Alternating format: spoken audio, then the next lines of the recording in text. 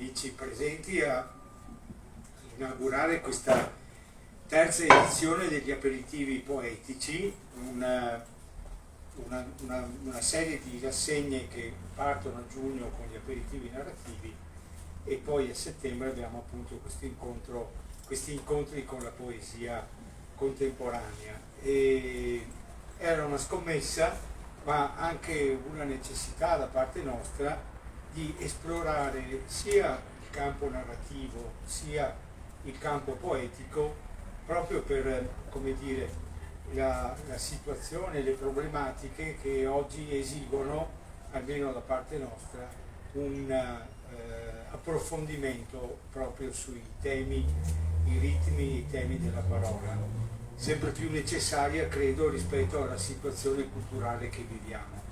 Ecco, a inaugurare gli aperitivi poetici di quest'anno è Lello Voce, che ringraziamo per la sua presenza, un poeta performance, si dice, no? Che è, nel caso di dirlo, sulla scena da molti anni, insomma, no? A livello nazionale e internazionale, quindi siamo particolarmente lieti di averlo come nostro ospite. Naturalmente anche il programma che avrete visto e che prevede dopo anche l'incontro con la poeta Durante e Gatto sono stati curati da due nostri cari moglianesi, critici e poeti anche loro, e cioè Pierfranco Ulian e Giovanni Turra, che ho visto arrivare credo di corsa dalle aule scolastiche, insomma, no? Settembrine.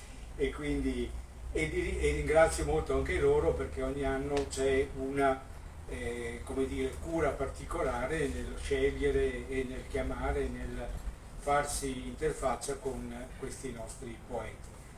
Prima di dare la parola a Pierfranco, che dialogherà appunto con Lello Voce, desidero dire che da quest'anno, sia con gli aperitivi narrativi che con quelli poetici, come ultimo incontro, o insomma un incontro durante la rassegna, abbiamo pensato di recuperare anche qualche scrittore o poeta che merita un recupero, un repêchage importante. E abbiamo cominciato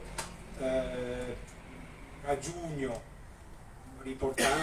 ragionando nuovamente sullo scrittore, per gli aperitivi narrativi, sullo scrittore Enzo De Mattei e un po' sul suo lavoro, insomma, di scrittore e educatore. Quest'anno, come ultimo incontro, rimetteremo alla ribalta il poeta Fernando Bandini, vicentino, proprio anche nel decennale della sua scomparsa, insomma, no? Nel 2013, proprio nel giorno di Natale. Ed è sicuramente un poeta che merita di essere rivisitato e letto o riletto possibilmente.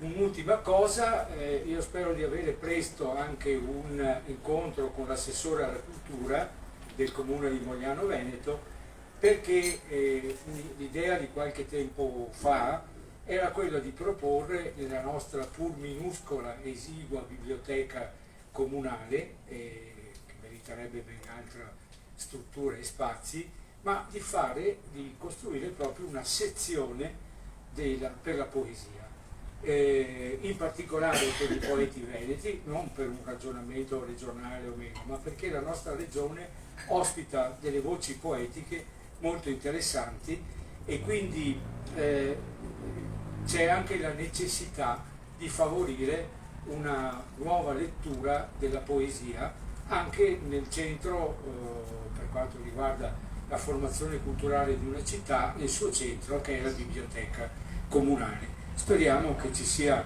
questa volontà di acquisire i volumi e di organizzare una sezione specifica. Noi torneremo alla carica per questo.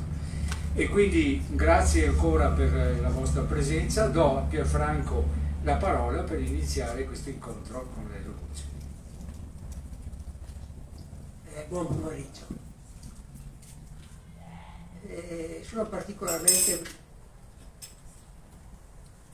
direi, contento di presentare Lello Voce, come dice il suo cognome è una delle voci più importanti e dal punto di vista sperimentale forse anche la più importante che abbiamo a livello nazionale. Nello Voce ha una lunga carriera poeta, ha avuto legami e ha oggi legami profondi con le varie, tra virgolette, scuole poetiche nazionali e internazionali e ha un suo personale percorso che parte dagli anni giovanili e che lo hanno sempre contraddistinto per aver intrapreso un sentiero che lo muove tra sperimentalismo e anche tradizione, nel senso che in Nello Voce c'è sempre il tentativo di rinnovare, però con un occhio sempre riflesso sulla tradizione, sulla grande tradizione romanza italiana, francese e spagnola. Tant'è vero che tutta la sua produzione ha sempre dei riferimenti alla radice della letteratura romanza. Anche quest'ultimo libro si rifà apertamente nel titolo alla radice della nostra letteratura. Già in un precedente libro che si chiamava Il fiore inverso, che è una metafora recuperata da un trovatore, Rimbaud d'Auvergne, no? D'Auvergne, no? E che questo fiore inverso è una specie di paradosso, per cui questo fiore che fiorisce da una pianta alle radici nessuno. E lui qui recupera invece, il titolo lo dice, rasos. Le rasos sono, la traduzione italiana in provenzale, sono le ragioni.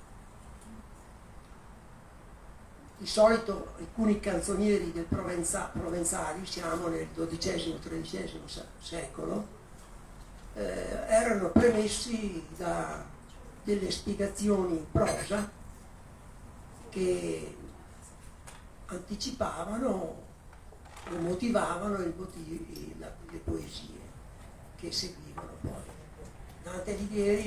Lo stesso Dante Alighieri recupera questo modo di produrre poesia nella vita nuova, no? Il prosimitro della vita nuova. E però qui in questo libro è sì una radice provenzale, ma è anche uno sguardo verso l'innovazione poetica. Tant'è che è un libro per certi aspetti singolare perché è una riflessione sulla poesia, parrebbe senza poesia. Poi, lo dirà meglio Voce, alla fine piazza 17 madrigali che sono costruiti in maniera ritmico e metrica, dal punto di vista del ritmo e della metrica, in maniera rigorosa. E mentre i primi 17 testi sono 17 testi in prosa, ed è una prosa estremamente sorvegliata che riflette non solo sul perché della poesia, ma riflette sull'inseguimento della lingua.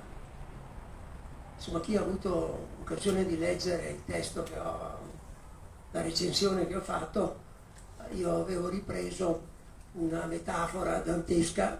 Dante nel De vulgare eloquenzia parla della cosiddetta pantera redolens, cioè questa pantera che sarebbe la lingua che si manifesta in qualsiasi lingua, sia essa dialetto oppure una lingua aulica, però non è catturabile, lascia il suo profumo, il suo alore, ma non è catturabile. Cosa significa questo? Che la poesia è un continuo inseguimento della lingua. È un processo continuo, non è un punto di arrivo, non ha mai un punto di arrivo. Tant'è vero che non è possibile istituire una cattedra di storia della filosofia. Per capirci, faccio una metafora del mio bosco del Consiglio. Ogni poeta si inoltra nel bosco per andare a tagliare della legna, cioè della poesia. Fa un sentiero, crea un sentiero. Quando ritorna, questo sentiero dopo alcuni anni sarà cancellato. Chi intraprende quel sentiero si perde, perché a un certo punto arriva nel luogo dove è stata tagliata la legna ed è perso nel bosco. Così è il movimento della poesia. E in questo caso Voce non solo fa una riflessione sulla lingua, ma fa una riflessione anche di tipo scientifico, di tipo recupera i linguaggi dell'informatica, della matematica, della fisica, e come vedrete c'è addirittura un testo dove riprende l'eptadecagono di Gauss, che è praticamente i 17 testi di prosa e di poesia, non sono altro che i 17 lati di questa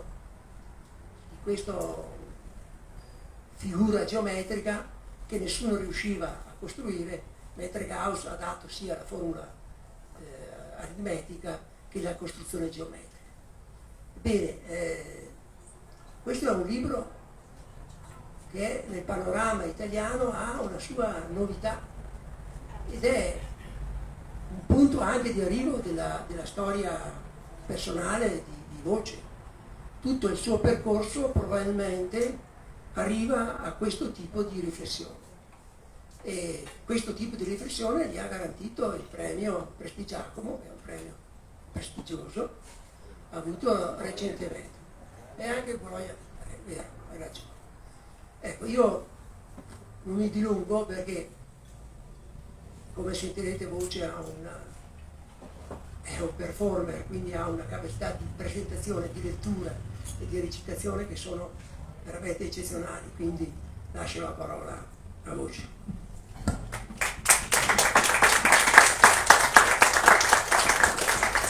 Speriamo di essere all'altezza. Allora, buonasera, grazie a Pierfranco, grazie al professor Turra, che è arrivato col fiatone, domani tocca a me, e agli organizzatori, al curatore e all'hotel per averci voluto qua, e ovviamente a voi per esserci. Io vado avanti fino alla prossima domanda, giusto? Bene. Intanto qualche parola sul libro. Questo è un libro di poesia senza poesie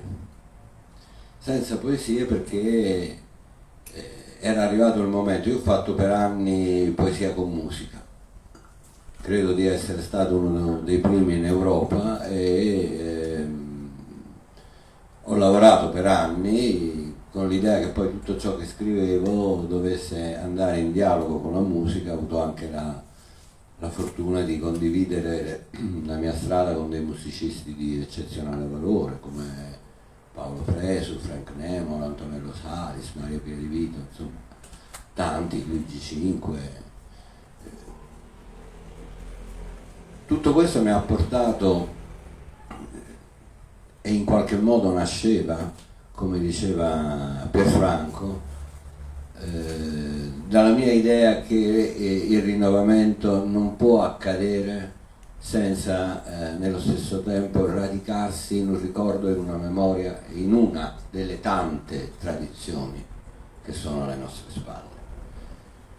Uno dei miei maestri, Haroldo de Campos, che è un grande poeta brasiliano, uno dei fondatori del concretismo, anche lui con una grande esperienza di lavoro con i musicisti, ha collaborato per anni con Caetano Veloso, che non è proprio un musicista di primo pelo, e con cui ho avuto un rapporto, direi, filiale per circa 20 anni. Diceva sempre che l'unico modo di rispettare una tradizione è tradirla.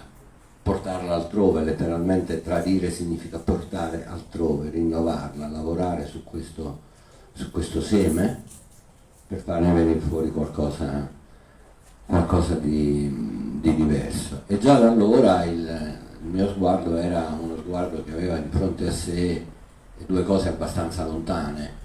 Ovviamente erano gli anni intorno agli anni '80, e quando io ho cominciato in maniera più professionale a farlo, e sono gli anni del rap, quindi sono gli anni in cui c'erano i grandi festival in Italia, c'era stato Castel Porziano nel 77 o 79, adesso non vorrei dire una data per l'altra, c'era stato Milano Poesia per anni a Milano, poi c'era stata Roma Poesia, io stesso ne avevo diretto una molto grande, poi in Friuli a Monfalcone, e questo aveva portato di nuovo la poesia a un rapporto differente col suo pubblico, che normalmente era da secoli un pubblico di lettori silenziosi e che di colpo scoprivano questa realtà della poesia, che la poesia, anche quando la leggi a casa tua in silenzio, la devi eseguire come un brano musicale, altrimenti non funziona.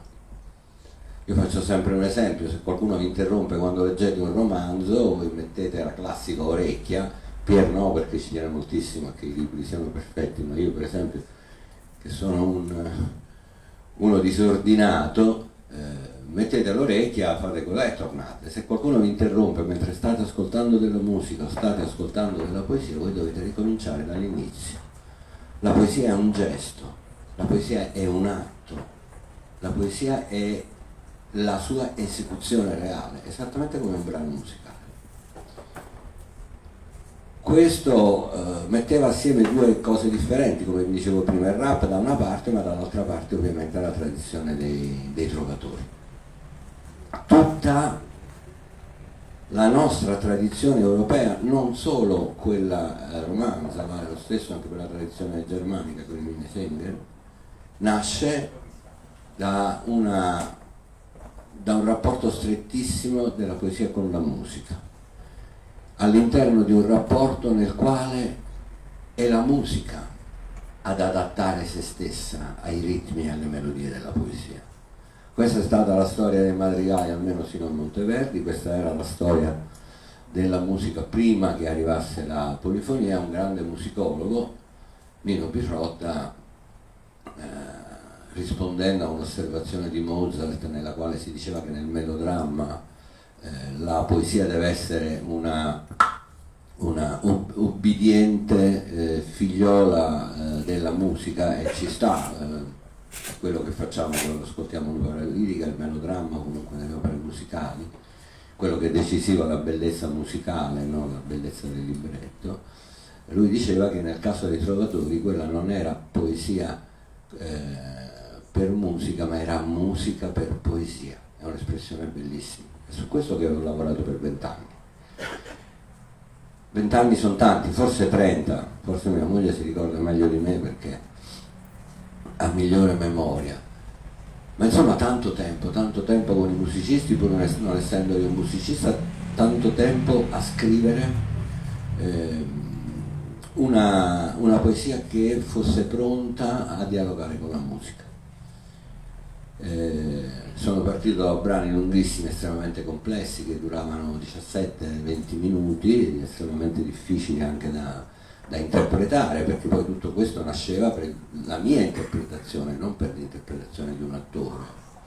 Tutto faceva parte di questo progetto di poesia, anche la maniera con la quale io poi ve la porgevo, la maniera in cui la eseguivo, quella poesia sul palco.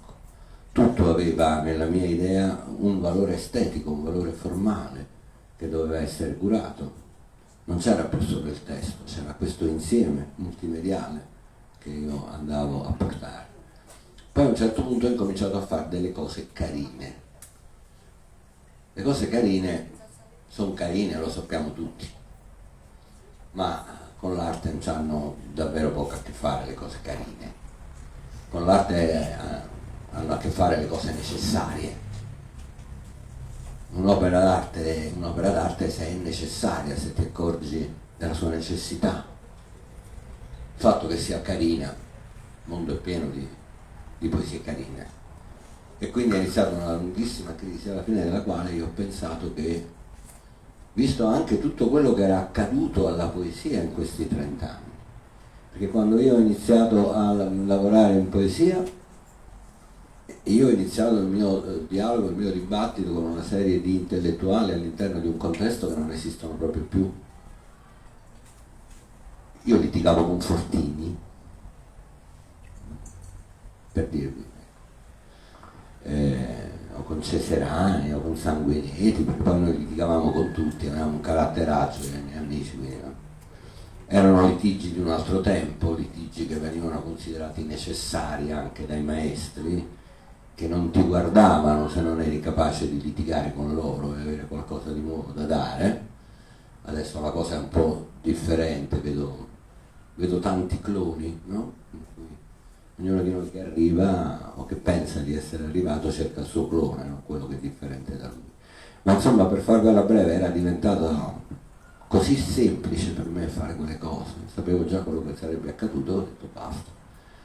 E siccome la poesia era molto cambiata dai tempi che vi dicevo, era arrivata internet, erano arrivate le sonorità che diventano liquide, nemmeno più sul CD, nemmeno più sul vinile, nelle orecchie. I nostri ragazzi vivono con continue colonne sonore, e nello stesso tempo la poesia era mutata, no? Perché io penso che le arti migrino come gli esseri umani. Guardate quante migrazioni che ci sono. Le migrazioni sono di quei pochi fenomeni umani su cui l'essere umano, neanche la scienza può fare nulla.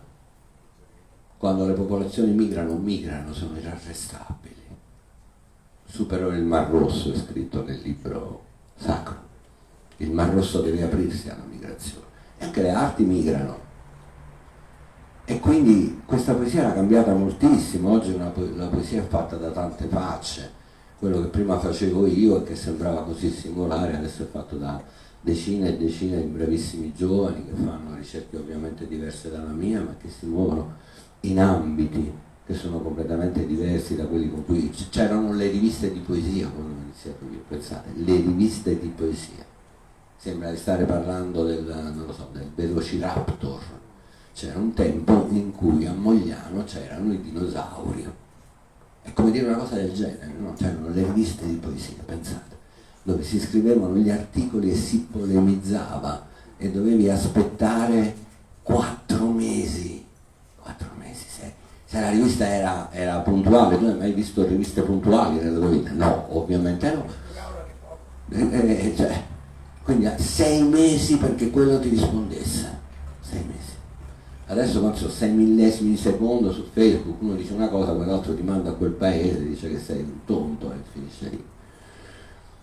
E ho pensato che fosse arrivato il momento di riflettere su che cos'era non solo la poesia per me, ma la poesia oggi, che è questa cosa multiforme di cui tutti avete bisogno, perché se non ne aveste bisogno, non solo voi che siete qui, tutti, altrimenti saremmo morti, ci saremmo estinti. E se non siamo morti e non siamo estinti è perché esiste questa necessità della poesia, che è la necessità di tenere in allenamento il linguaggio, è la necessità di dare un nuovo significato alle parole, perché altrimenti non potrete sognare sogni nuovi con le vecchie parole. Non è compito del poeta fare la rivoluzione, ma immaginarne la possibilità ed emozionarvi con quella possibilità, sì. E quando parlo di rivoluzione parlo di un'altra di quelle parole che non si possono usare più. Ognuno di voi, lo dico spesso quando incontro il pubblico, ognuno di voi ha dentro di sé dei sogni e delle idee per un mondo migliore, per noi stessi, per i nostri figli, per i nostri nipoti. Una volta noi avevamo un nome per tutto questo, non ve lo cito neanche, tanto lo conoscete. Adesso non abbiamo più neanche un nome, e dire rivoluzione significa dire una cosa ridicola. Eppure dentro di voi quel desiderio, quel sogno, quel bisogno c'è ancora. Un grande teorico americano, che peraltro ha scelto di venire a morire a 15 km da qui, a Venezia, Mark Fisher, ha scritto un intero libro che si intitola Il nostro è un desiderio senza nome. Ecco, per questo riservano i poeti. E che cosa è diventata la poesia? Così è nato questo libro. Per il bisogno di riflettere su quante cose può essere la poesia per ognuno di noi, che è una cosa probabilmente diversa dalla mia per Pierfranco, per Giovanni, per ognuno di voi che magari scrive. E allora ho immaginato un libro di poesie senza poesia. Le rasò, come diceva Pierfranco, erano i fogli, ne abbiamo, è uno dei pochi esempi di prosa occitanica che noi abbiamo, oltre alle vidas dei trovatori provenzali. Anche le vidas ci riguardano da vicino, perché la maggior parte delle vidas, cioè delle biografie dei trovatori provenzali, sono state scritte a Treviso da un signore che si chiamava Huc de Saint-Cirq e che, come me, arrivato nella Marca si era innamorato di una bellissima dama, solo che io fui ricevuto abbastanza presto dalla mia e non mi sono mai più mosso. Lui aspettò anni e anni senza che la dama lo ricevesse, e nel frattempo scriveva le vidas dei poeti provenzali. Le rasò e le vidas sono gli unici esempi che noi abbiamo di prosa occitanica, cioè di quella lingua fantastica, bellissima, integralmente romanica. È una passione, credo mi si legga nello sguardo quando lo dico, davvero travolgente per tutto ciò che riguarda questo aspetto del Medioevo e questo aspetto della tradizione romanica, che non è affatto buia, è piena di luce, è piena di sogni, è piena di capacità di far sorgere lingue nuove che prima non esistevano. Ma vi rendete conto? Hanno forgiato una lingua, è una cosa immensa. E loro davano questi fogli per dire al giullare che magari doveva eseguirlo come doveva essere seguita, oppure per dire al loro pubblico questa poesia. Questo è l'esempio che poi prese Dante, no? Io scrissi questo sonetto quando vidi la donna mia scendere per la via, non mi ricordo più come continua, poi non nella vita nuova, e poi metteva il sonetto. E così è nato un libro con 17 personaggi poesia, ogni poesia con la sua identità descritta. C'è la poesia elettrica, c'è la poesia del corpo che vi leggerò tra poco, c'è la poesia orfana, c'è la poesia cieca, e attraverso lo sviluppo di questo strano personaggio poesia ognuna di queste rasò riflette su cosa sia la poesia oggi e cosa sia sempre stata la poesia, non solo la mia, perché questo è un grande atto d'amore verso l'arte che ho scelto quando ero molto giovane e che mi accompagnerà fino alla fine, la poesia, senza la quale io non esisterei, ma senza la quale non esisterebbero tante cose meravigliose del nostro mondo, per la capacità che hanno i poeti di vivere e interpretare il mondo in una maniera che è solo della poesia, proprio perché è questo strano fiore, come diceva Piero, il fiore inverso, come diceva Rimbaud de Domenici, quello che cresce con le radici rivolte verso il cielo. Ecco, questo ribaltamento che noi poeti possiamo darvi, se ci riusciamo, se siamo capaci di svolgere il nostro umilissimo lavoro in una maniera almeno accettabile. 17 rasò senza le poesie le dovete immaginare voi, è un invito a voi a immaginare di nuovo la poesia, a far sì che la poesia sia ancora tra di noi, a non essere passivi nella lettura, perché come vi dicevo prima, il lettore di poesia non è mai un lettore passivo. Adesso dico qualcosa che fa un po' di scandalo ogni volta, perché dico che non c'è nulla di più simile a un uomo che una donna che guardino un televisore di un uomo o una donna che leggano un romanzo. Sono media caldi, sono immersivi, vi ipnotizzano. La poesia non vi ipnotizza, la poesia vi chiede di partecipare, di ascoltare, di essere attivi, esattamente come accadeva per i primi rapsodi. I rapsodi arrivavano, creavano comunità e leggevano qualcosa che quel pubblico già conosceva, non aveva bisogno del rapsodo che glielo eseguisse. Ciò di cui aveva bisogno era di qualcuno che li invitasse ad eseguirlo insieme, per ritrovare un'identità. Perché le identità non sono quelle cose che ci dicono qui fuori, che io sono diverso da Giovanni e Giovanni è diverso da Pierfranco, no? L'identità però è qualcosa che c'è indispensabile per costruire la nostra esistenza e per costruire i nostri valori. Questa identità è qualcosa su cui la poesia può dire moltissimo. E allora ci sono queste 17 poesie, queste 17 rasò che siete invitati a leggere per immaginare voi come potrebbe essere quella poesia, quella determinata poesia. E poi manzonianamente, perché come diceva giustamente Pieri, io sono uno sperimentatore con i piedi della tradizione e sono l'unico neo-avanguardista che adora così tanto il Manzoni. È come l'appendice della colonna infame. L'appendice della colonna infame, I Promessi Sposi, sta lì a raccontare come è andata davvero la storia, perché era il pallino di Manzoni. Don Lisander alla fine disse: sono tutte balle. Sì, vabbè, I Promessi Sposi l'ho scritto io, ma pure sti romanzi storici. La verità è la verità, l'arte non ha a che fare con la verità, quindi probabilmente non serve. Però lì ci aveva messo, no? E la lasciò, nonostante tutti i tagli che precedono l'edizione del 27, la 27ª, lasciò questa introduzione in cui raccontava questa orripilante storia del come si possa costruire un capro espiatorio, che è quello che vediamo continuamente replicato, no? Una delle dinamiche più diffuse dei nostri social, degli spazi virtuali in cui vivono i nostri amici, i nostri figli, a volte i nostri genitori, è proprio la creazione del capro espiatorio che viene immediatamente realizzata, e quella stava lì a dire la verità. I miei 17 madrigali stanno lì a ricordarvi che io non è che parlo solo di poesia, poi faccio la poesia veramente. Non vi dirò nulla di più, nel senso che immagino che sono 17 e 17 qualche idea magari vi viene, ma lo andate a scoprire, non è quella scontata e facile che forse vi è venuta in mente adesso, cioè a Rasò corrisponde madrigale, perché non è così, le madrigali non hanno niente a che fare con le Rasò.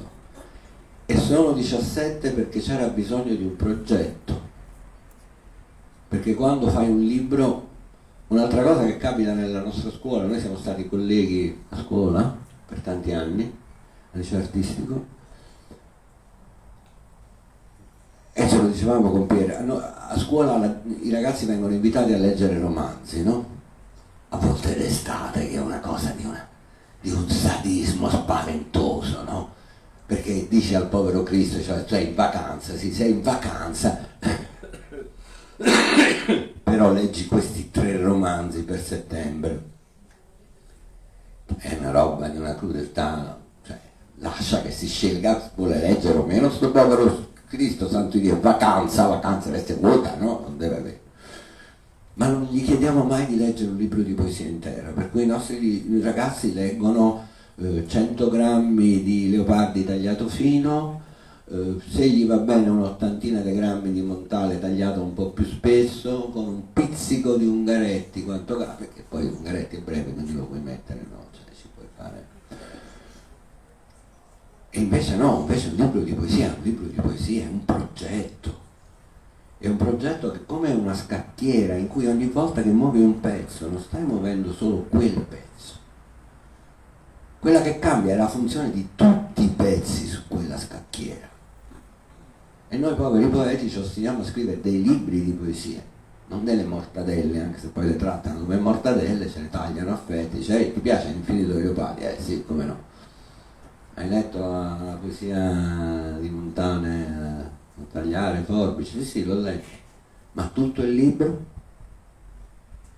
Quando fai un libro di poesia bisogna un progetto per esempio è una cosa matematica, ha bisogno delle armonie, degli equilibri che non siano casuali, non c'è mai nulla di casuale in arte, neanche nell'improvvisazione c'è qualcosa di casuale, è il risultato di un grande apprendimento a improvvisare, ad essere casuale. E così è venuta fuori dopo una notte abbastanza intensa in Grecia questa cosa, che c'era questo signore che si chiamava Gauss, quello del piano gaussiano, che aveva scritto una cosa bellissima che c'è in esergo al libro, e cioè la teoria attrae la prassi. come la calamita attrae il ferro, che è uno dei versi di poesia più belli che abbiamo letto, era scritto un matematico, che usando una cosa di cui non mi chiedete molto perché sennò facciamo notte, si chiamano numeri primi di Fermat, non si sa bene cosa siano peraltro, sono degli strani numeri primi, aveva scelto il terzo numero primo di Fermat, che era 17, e aveva dimostrato che era possibile costruire questo poligono regolare con l'uso della squadra e della riga, che è una cosa complessa, non si può fare per tutti i poligoni. Quando è morto il poveraccio, piccolo aneddoto, ha chiesto che fosse scolpito sulla sua tomba un eptadecagono. Avete presente com'è un eptadecagono? Sono 17 nati regolari. Lo scalpellino ci ha provato, gli veniva sempre fuori un cerchio, santo Dio, un cerchio. Ci ha provato 2 volte, la terza si è deciso che essendo Gauss morto, chi muore giace, chi vive si dà pace, si sarebbe fatto una ragione del fatto di essere stato seppellito con una circonferenza. Questa è una cosa bellissima, perché se vuoi andare al di là della realizzazione pratica, tra ogni lato di quell'eptadecagono e in ogni porzione del perimetro della circonferenza c'è uno spazio vuoto, giusto? Che è esattamente lo spazio vuoto che separa la vita dall'arte, la vita dalla poesia, ed è ovviamente sempre più importante la vita. Era una rappresentazione plastica bellissima dell'arte che io stavo praticando da anni, e così sono stati 17, e così sono nate le Rasò, e i 17 madrigali muti, perché sono nati, perché lì, io oggi ve ne leggerò uno, probabilmente 2, perché vabbè, tra il dire e il fare c'è sempre di mezzo il mare, poi incontri le persone e leggi anche il madrigale, ma teoricamente dovreste leggerli voi, per me sono muti, stanno sul libro, stanno a dimostrare che in poesia anche la poesia muta esiste solo se la eseguite, la dovete eseguire, la dovete scandire, altrimenti quella poesia non esiste. E questo insieme un po' strano ha dato vita a un libro, come diceva Pier, singolare, qua mi fermo, poi mi dici tu come proseguire, che è un libro che può essere letto a vari livelli. C'è il livello che io preferisco, che è quello di leggere questo libro godendosi 17 personaggi poesie, un po' bislacchi, che vi raccontano cose sulla poesia. Poi c'è un livello più profondo, che è quello che riguarda la lettura di chi decide di andare più a fondo e leggere i riferimenti a tutto quello che riguarda la storia della poesia, e ce n'è uno ancora più profondo, che è quello che leggeva Franco Cordelli, il quale mi ha detto circa 5-6 mesi fa: puoi non stare a lamentarti se nessuno ne parla, hai scritto un libro di filosofia e quindi perché dovrebbero recensirlo nella rubrica di poesia. Cioè, è una parte molto più profonda che riguarda il rapporto dei temi che mi hanno sempre interessato: oralità, voce, parola, scrittura. Noi viviamo ormai nel mondo in cui non è più vero che scripta manet e verba volant. Tutti i miei verba non stanno volando affatto, lui li sta rubando tutti, restano lì. Invece tutto quello che avete scritto prima che iniziasse sui social già non c'è più, è andato giù. Un social è come un rotolo dell'epoca latina, romana, greca. Quello che è sotto non lo riprendete più. Scripta volant. Capite che è un ribaltamento totale della relazione. E poi ha a che fare, qui davvero mi fermo, anche con il tentativo di immaginare, di comprendere tutte le particelle che formano la poesia. Perché le particelle che formano la poesia non sono parole, sono lettere, cioè sono suoni o mancanza di suono nel caso del consonante. Ogni parola le mette in galera, le costringe, e quindi il tentativo è anche quello di riflettere su come la poesia, c'è una poesia che ruba le parole, se le prende, la prima lo dice subito, questa poesia è nata per rubare le parole e non ridarvele più. Ma se io separo quei suoni, che sono i suoni che formano la parola amore, o la parola cuore, o la parola dolore, per dire le rime più quei suoni descrivono un altro universo. Ecco, io volevo riflettere su questo, volevo arrivare a comprendere fino in fondo il senso di quello che io stavo portando avanti da 30 anni. Ed è stato un libro che non a caso mi ha costato 5 anni di lavoro, ma che in questo momento io penso sia la cosa migliore che nel mio piccolo, nel mio mediocre io sia riuscito a fare. E queste sono le ragioni.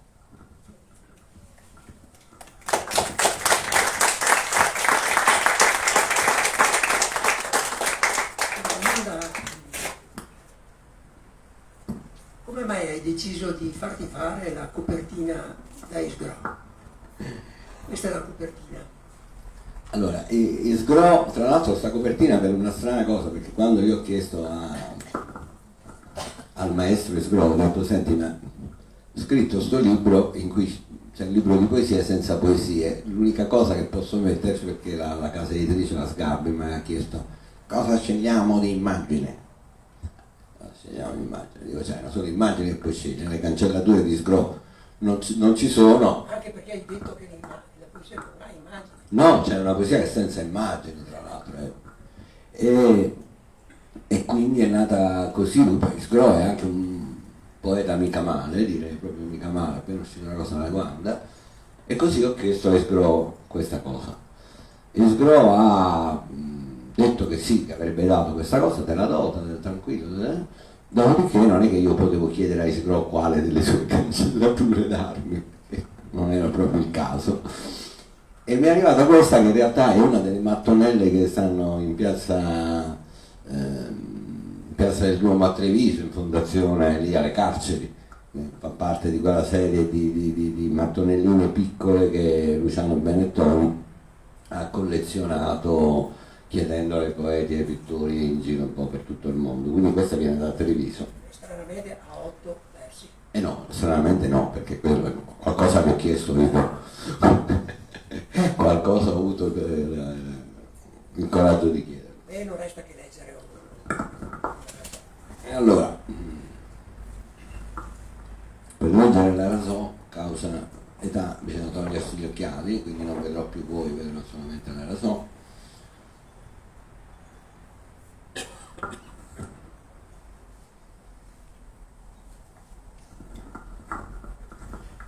Questa è la Rasò numero 7 ed è in famiglia la chiamiamo quella del corpo, nel senso che in famiglia, essendo stata coinvolta anche la famiglia ovviamente in varie letture, ogni poesia ha un nome suo che è quello di famiglia, tipo questa è quella del corpo. Voi provate a immaginarla però, non state a sentire solo me, state a sentire soprattutto la poesia voi stessi. Questa poesia ha preso corpo per parlare del corpo del suo autore e di quello del suo lettore. Ma per fare questo deve essa stessa prendere corpo, deve parlare del suo corpo parlando del corpo del suo autore e di quello del suo lettore. Solo così due corpi tanto diversi come quello dell'autore e quello del lettore potranno essere il medesimo, e cioè il corpo della poesia. Il corpo della poesia è un ponte fatto da innumerevoli ponti diversi, ognuno a cavallo di sponde diverse, su fiumi ed abissi diversi. A guardarlo da lontano, sulle pagine di questo libro, esso sembra essere solo un ponte, ma sin dai primi passi della lettura sarà chiaro che non è così. Ogni volta che leggerà questa poesia, davanti al lettore si presenteranno tanti ponti differenti quanti saranno i sensi possibili, tanti quanti saranno i lettori possibili. Ma essi non saranno infiniti, e così ogni singolo lettore sarà sempre in pericolo di precipitare, di volare oltre la spalletta e annegare. Ed egli stesso potrà farlo ogni volta che vorrà, se vorrà. L'importante è che non getti via questo libro, perché è il libro che veste il corpo della poesia. Gettarlo non lo farà nudo, ma assente. Su dove porti questo o quel percorso, questo o quel ponte, né l'autore né il lettore saprebbero dire nulla prima di iniziare il cammino.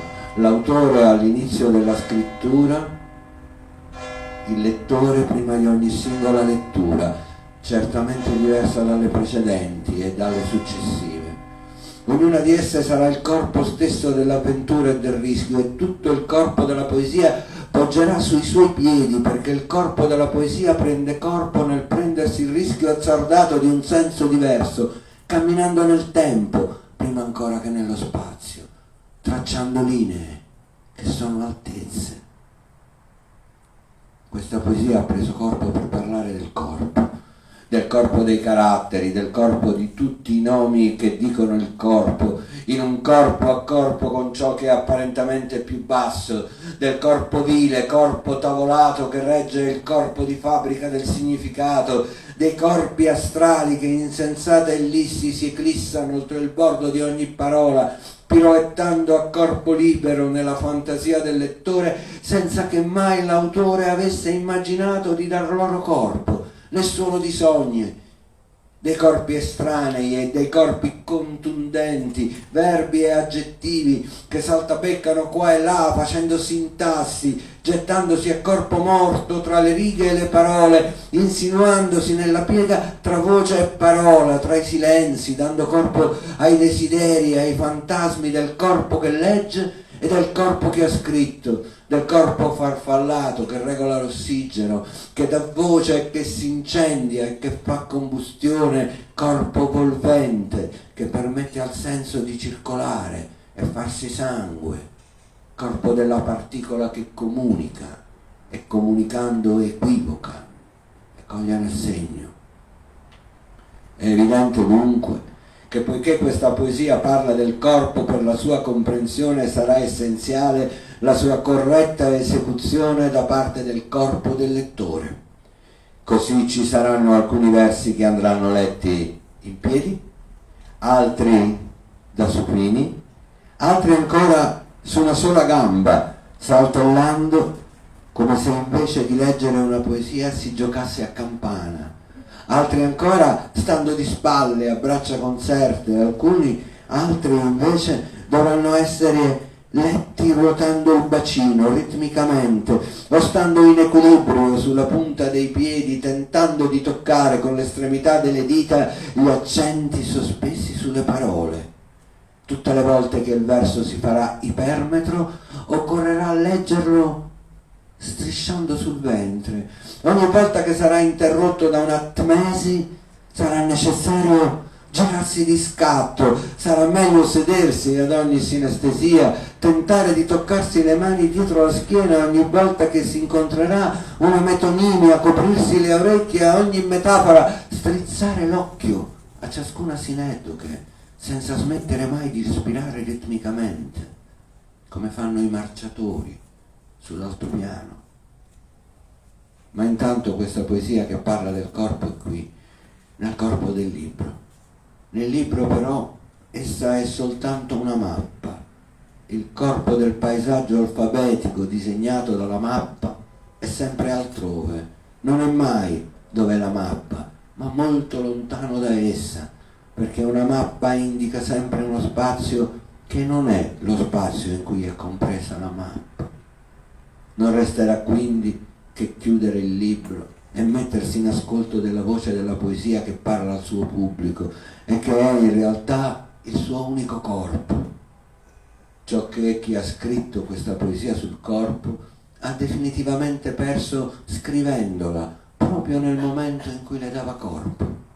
Quel corpo che aspetta un lettore che riapra il libro ed esegua anche soltanto per sé questa poesia che l'autore ha scritto per lui, ridolandole il corpo che le appartiene e che la sua voce, una volta di più, dissolverà in suono.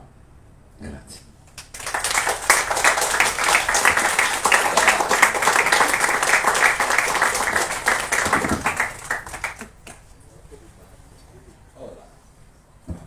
Oh, questo va meglio, era un po' karaoke, era un po' karaoke. Due madrigali? Sì. E perché hai scelto i madrigali? Ho scelto i madrigali perché, per due ragioni, una molto di comodo, il madrigale dopo Pascoli può essere qualsiasi cosa, cioè io faccio 4 terzine, due quinari, quello che mi pare, dico questo è un madrigale, ci sta, nel senso che è una forma poetica che è diventata davvero molto ibrida nel corso degli anni.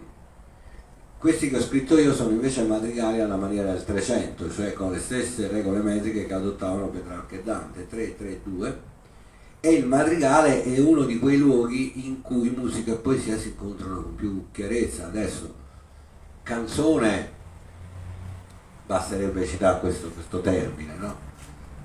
Amor che nella mente mi ragiona è una canzone. Scusate il brusco abbassamento, Despacito è una canzone. E le due cose andavano d'accordo. In Italia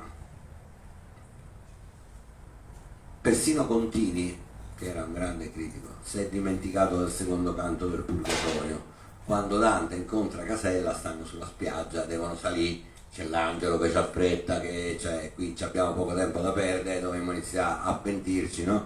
Questo incontra Casella, molla tutti, molla Virgilio, e si mettono con Casella a cantare, per cui l'angelo si arrabbia in maniera incredibile e dice Raus, andare su e pentirsi e purificarsi immediatamente, qui non siamo qui per cantare, ma si mettono a cantare le poesie di Dante.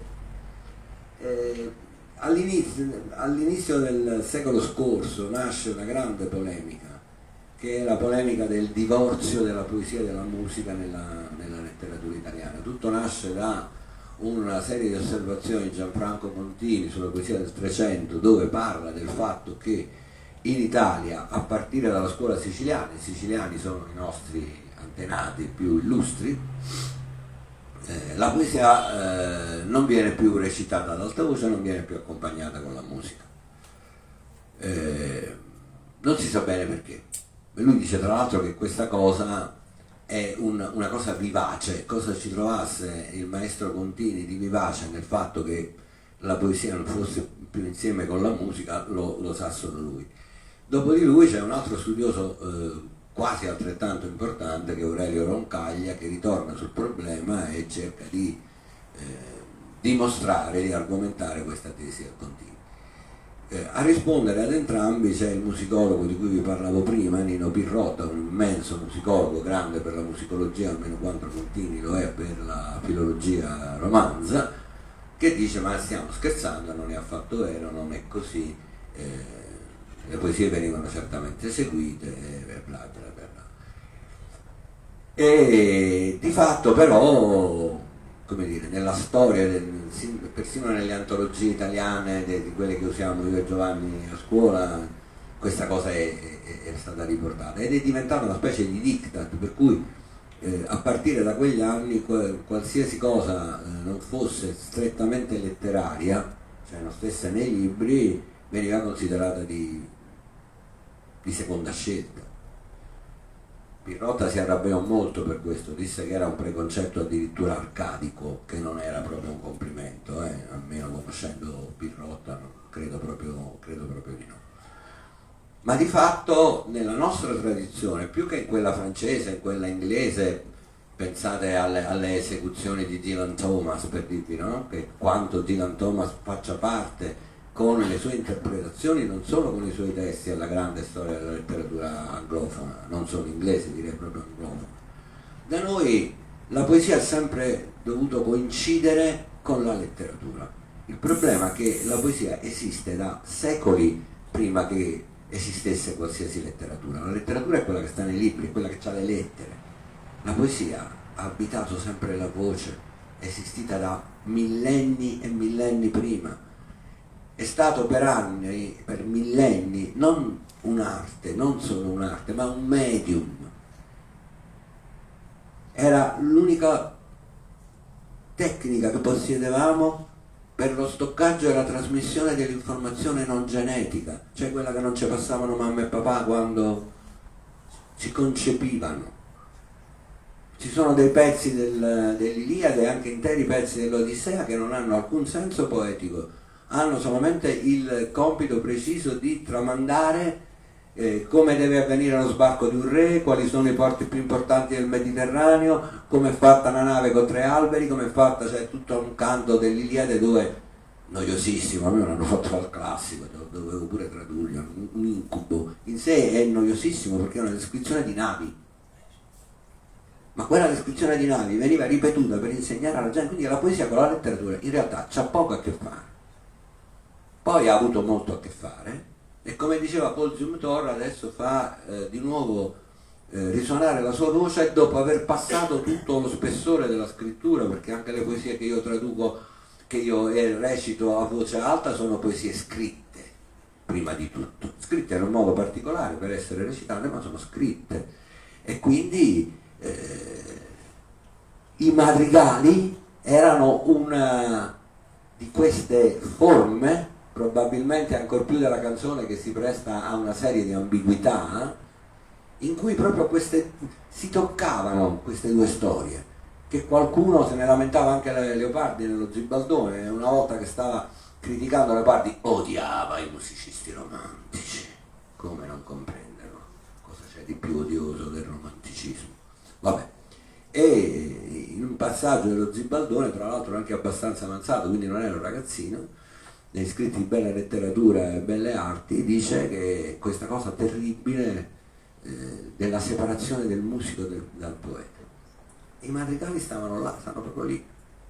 È uno di quei generi poi che anche musicalmente, Pier, ha un'importanza, perché prima del madrigale, cioè prima dell'avvento della musica tonale, quindi della musica che è una frase è come un verso, devi stare lì e deve terminare con un determinato tempo, che è un tempo maschio, sordi, lo chiamano così, cioè un tempo forte, in cui letteralmente il madrigalista componeva seguendo il ritmo e la prosodia della poesia. Era davvero, come dicevamo prima citando Nino Pirrotta, musica per poesia, e quindi non potevano che essere madrigali, cioè il luogo in cui questo equivoco di un divorzio che in realtà non c'era stato poteva riflettersi meglio che altrove.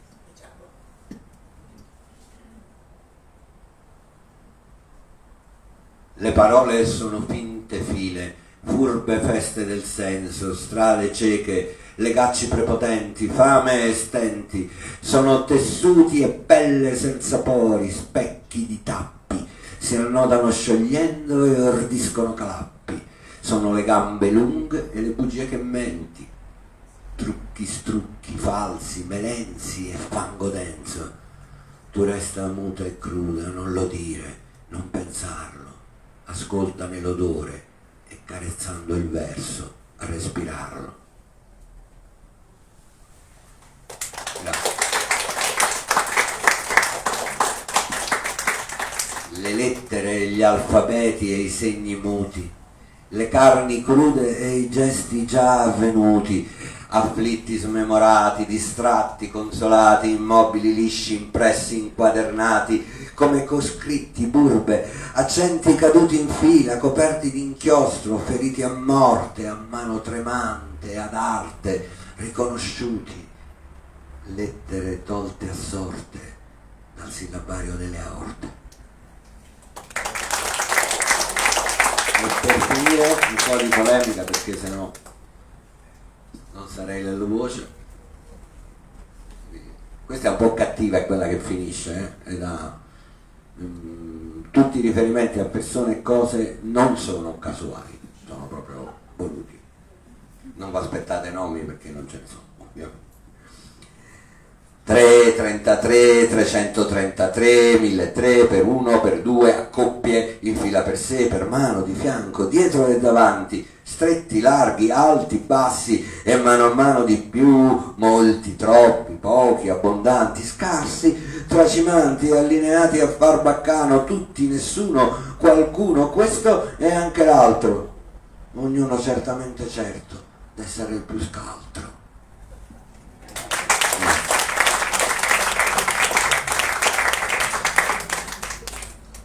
Bene, penso che sia stato molto esauriente. Vorrei solo fare una considerazione. Questo terzo anno, come voi, chi ha frequentato le precedenti due rassegne può notare come quanti e quali siano i percorsi della poesia in Italia, sia quella dialettale sia quella in lingua. Come voi potete vedere, tantissimi sono i sentieri che entrano nella selva e tantissimi si perdono, ma c'è chi ritorna e porta la voce della selva. In questo caso abbiamo avuto il carissimo Voce, che ha un nome poi che è nome è anagrafico. Magari non l'avevo scelta dopo con un cognome così, però insomma. Però ti l'ho appiccicato e quanto pare ti rimane fino a quando. Questo fino alla fine, sì. Bene. Non lo cambierò. Ci vediamo la prossima volta con una poetessa, una poeta, La Roberta. la Roberta Durante. Arrivederci. Grazie.